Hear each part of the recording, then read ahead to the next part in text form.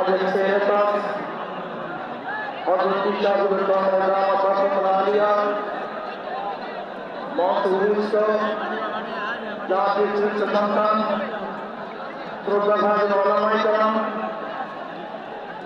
ইসলামী দলের নেতৃবৃন্দ অন্যান্য দলের নেতৃবৃন্দ সামগ্রিক ইসলামীয় দেশীয় ভারত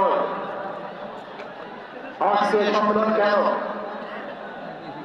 আমরা বিহার নির্বাচন চাই সংখ্যানুপাতিক নির্বাচন চাই বিএনপি কেন মানছে না বিএনপি তো দাবি করেছে আমরা জাতীয় সরকার গঠন করবো এটা বিএনপির দাবি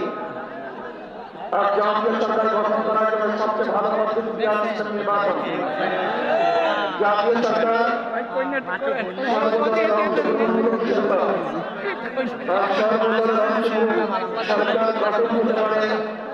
একমাত্র পিয়ার সিস্টেম নির্বাচনের ভিত্তিতেই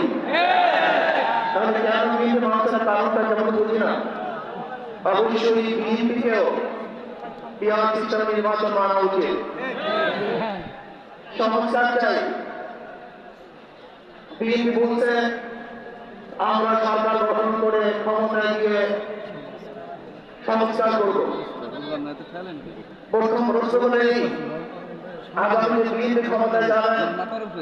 এই গ্রামের পিছিয়ে গেছে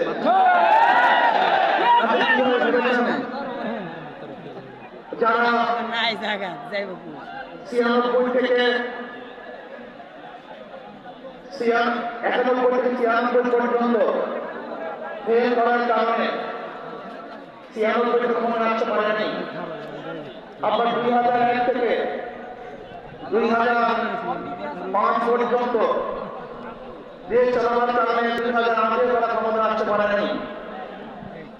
2001-এ বিএনপি ইশতেহার ঘোষণা করেছিল সেই ইশতেহারের মধ্যে 10% বিল বাস্তবায়ন করতে পারেনি এমনকি 2001-এ বিএনপির ইশতেহারে 1 নম্বর শর্ত তারা পালন করতে পারেনি আমি বিশ্বাস করি আগামীতে ক্ষমতায় গিয়ে যাবে না আমি জানি না কিন্তু বাংলাদেশের জনগণ কোন দুর্নীতিবাজ চাঁদাবাজ দখলবাজ খুনি একটা ক্ষমতায় না বাংলাদেশের জনগণ রক্ত দিয়েছে জীবন দিয়েছে বাংলাদেশের চাঁদাবাজি করার জন্য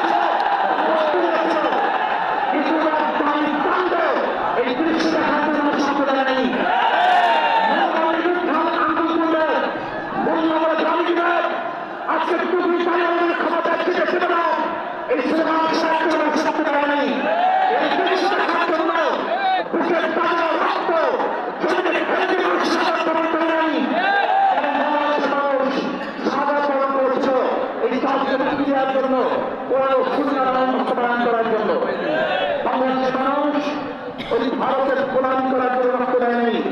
বাংলাদেশের মানুষ ভারত আমাদের দেশে প্রত্যেকটা মৃত্যু করবে